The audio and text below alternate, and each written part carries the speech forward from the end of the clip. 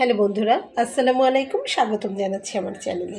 তো সন্ধ্যার দারুণ একটা নাস্তা রেসিপি নিয়ে চলে এসেছি। তো এই রেসিপিটি বানানোর জন্য একটি মাত্র ডিম আর 1 কাপ পরিমাণ আটা যথেষ্ট। তো দেখুন, আমি এখানে একটি মাত্র ডিম আর 1 কাপ পরিমাণ আটা নিয়েছি এবং সঙ্গে নিয়েছি একটু পেঁয়াজ কুচি করে নেওয়া আর আলু কুচি করে নিয়েছি। তো বন্ধুরা, আপনারা যদি পছন্দ করেন তাহলে শুধুমাত্র পেঁয়াজ দিয়েও কিন্তু এই রেসিপিটি করে নিতে পারবেন। তো আমি একটু খুব বেশি পেঁয়াজ পছন্দ করি না, যার কারণে এখানে আমি একটি মাত্র আলু কুচি করে দিয়ে নিয়েছি। তো আপনারা চাইলে কিন্তু শুধু পেঁয়াজ আর ডিম দিয়ে এই রেসিপিটি করে নিতে পারবেন, একদমই অল্প উপকরণ দিয়ে। দেখুন, আমি গুছিয়ে নিয়েছি। তো বন্ধুরা, আমার বাসায় একটা গেস্ট আসছে, তাকে বসিয়েই আমি রেসিপিটি করে নিচ্ছি, একদম শর্টকাট। তো আমার বাচ্চারা খেলা করছে, সেই শব্দগুলো একটু ফোনের ভিতরে আসছে, যার জন্য আমি আন্তরিকভাবে দুঃখিত। বাচ্চাদেরকে তো আর কন্ট্রোল করতে পারছি না। তো বন্ধুরা, চলুন দেখে নেওয়া যাক কীভাবে তৈরি করে নেব। একটা পাত্র নিয়ে নিয়েছি, তার ভেতরে আমি এখানে 1 কাপ পরিমাণের আটা দিয়ে নিচ্ছি আর দিয়ে নেব স্বাদ অনুযায়ী লবণ। আর কিছুই দিব না, এই যে এখানে আমি স্বাদ অনুযায়ী লবণটা দিয়ে নিলাম।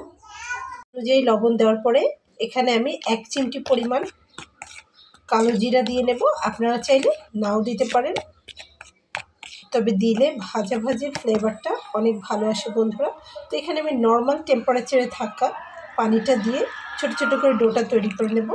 চমৎকার এই রেসিপিটি বাসায় করে দেখবেন, সবাই ভীষণ পছন্দ করবে। খেতেও দারুণ মজা, দেখতেও চমৎকার, বাচ্চারা খুবই পছন্দ করবে। দেখুন, এখানে আমি ডোটা মাখিয়ে নিয়েছি। তো বন্ধুরা দেখুন, একটু ময়দা ছড়িয়ে দিয়ে, তো বন্ধুরা দেখুন, ঠিক এই সাইজ করে রুটিগুলো তৈরি করে নিতে হবে। আমি এই সাইজ করে নিয়েছি। তো বন্ধুরা, আমার ফ্রাই প্যানটা কিন্তু গরম হয়ে গেছে, তাতে আমি একটু সামান্য পরিমাণে তেল দিয়ে নেব। খুব বেশি তেল দিব না এখানে, দিয়ে একটু নাড়িয়ে দেব। এখানে আমি দিয়ে নেব 1/2 চা চামচ পরিমাণ গোটা জিরা,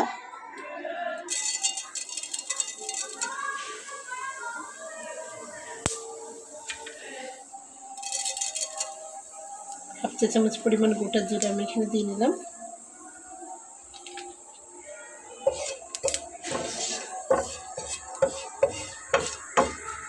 ছোট থেকে বড় সবাই কিন্তু এই স্ন্যাক্স রেসিপিটি খুবই পছন্দ করবে। চায়ের সঙ্গে ভীষণ মজার, এছাড়াও এমনিতেও ভালো লাগবে।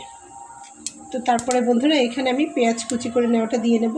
তো এখানে আমি নিয়ে নিয়েছি 3টা পেঁয়াজ কুচি করে। পেঁয়াজটা দিয়ে একটু নেড়ে চেড়ে নেব বন্ধুরা। পেঁয়াজটা দিয়ে একটু নাড়াচাড়া করে নিতে হবে। তো যেহেতু আমি পেঁয়াজের সঙ্গে এখানে কিছু আলু ব্যবহার করছি, তো আলুটা এক্ষুনি দিয়ে নেব। এখানে আমি একটা বড় সাইজের আলু দিয়ে নিয়েছি।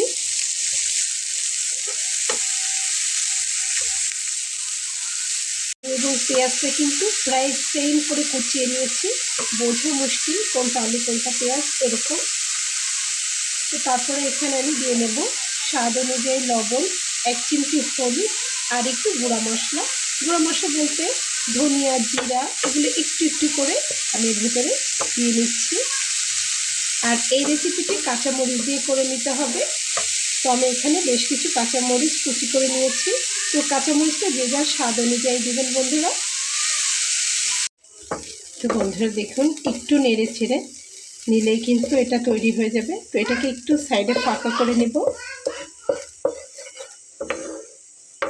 ফাঁকা করে নিয়ে এখানে আমি ডিমটা দিয়ে নেব।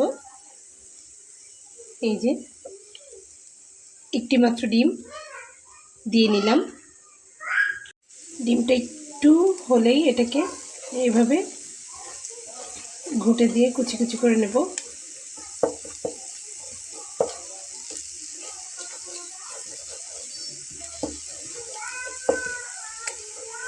তো বন্ধুরা দেখুন, খুবই অল্প উপকরণে কিন্তু চমৎকার এই সন্ধ্যার রেসিপিটি আপনারা করে নিতে পারবেন।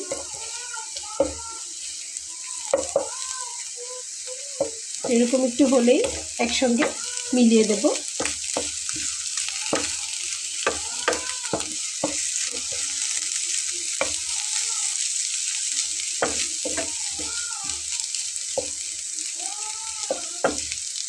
তো এই রেসিপিটি যদি বাচ্চাদের জন্য করেন সেক্ষেত্রে কিন্তু ঝাল দিবেন না, তাতে বাচ্চারা খুব সুন্দরভাবে এটাকে উপভোগ করবে।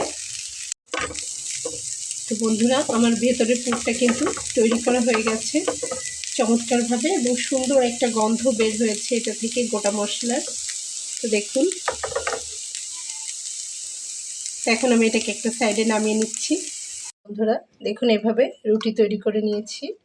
তো তার মাঝখানে আমি এখন পুরটাকে দিয়ে নেব, যেটা আমি তৈরি করে নিয়েছি।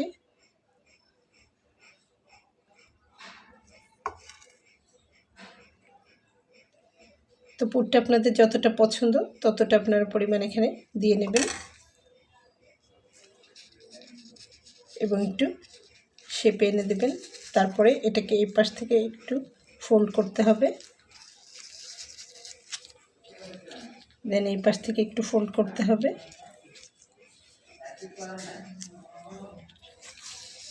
দিয়ে দেখুন এভাবে ফোল্ড করে দেব।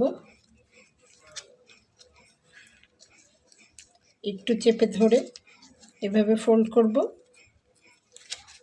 তারপরে একটু পানি অথবা তেল হাতে করে উপরটাতে লাগিয়ে এই ফোল্ডটা করে নেব, যে হয়ে গেল। তো এখানে পানি অথবা তেল দিয়ে খুব সুন্দরভাবে ফোল্ড করে নিলে এটা ভেজে নেওয়ার সময় কিন্তু একদমই খুলে আসবে না। দেখুন এখানে আমি করে নিয়েছি, ঠিক এভাবে করে নিতে হবে। আশা করি বুঝতেই পেরেছেন। এখন ভেজে নেওয়ার পর্ব। চুলাতে আমি তেল দিয়ে নিচ্ছি একটা কড়াইয়ে। চুলাতে আমি একটা কড়াই দিয়ে নিয়েছি বন্ধুরা, তাতে এখন আমি পরিমাণ মতো তেল দিয়ে নেব। আপনারা চাইলে স্টিম করে পরিবেশন করতে পারবেন, আবার বেকও করে নিতে পারবেন। তো আমি এটাকে ফ্রাই করব তেলে, এখানে আমি তেল দিয়ে নিলাম। বন্ধুরা তেলটা একটু গরম হলেই চুলার আঁচটাকে একটু কমিয়ে দিতে হবে। তারপরে আমি একটা একটা করে এর ভেতরে দিয়ে নেব।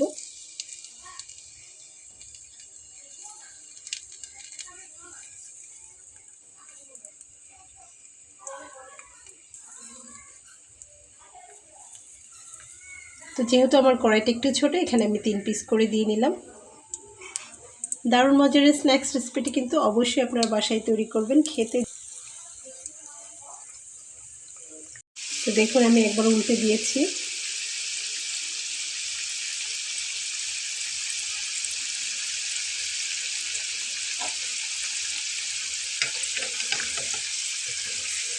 বারবার উল্টে পাল্টে কিন্তু ভেজে নিতে হবে, তাহলে উভয় পাশটাই চমৎকারভাবে হয়ে যাবে।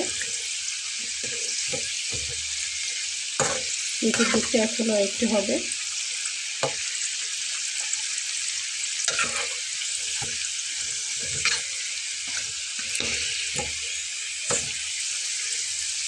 তো বন্ধুরা, দারুণ মজার স্ন্যাক্স রেসিপিটি কিন্তু আপনারা মেহমানকে বসিয়ে রেখে আমার মতো করে নিতে পারবেন। দেখুন আমি মেহমান বসিয়ে রেখে এসে রেসিপিটি করে নিচ্ছি। খেতে দারুণ মজার, খুবই হেল্পফুল। তো আমি এটাকে আরেকটু উল্টে পাল্টেই তুলে নেব, খুব বেশি লাল করব না। অলরেডি কালার চলে এসছে।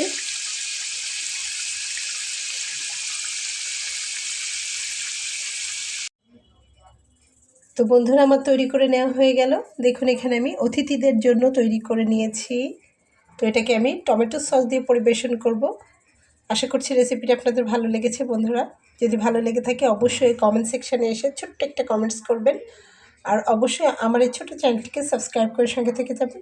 দেখা হবে পরবর্তীতে নতুন কোনো রেসিপি নিয়ে, একদম এরকম সহজ উপায়ে তৈরি। তো বন্ধুরা দেখা হবে, আজকের মতো বিদায় নিয়ে চলে আসছি। আল্লাহ হাফিজ।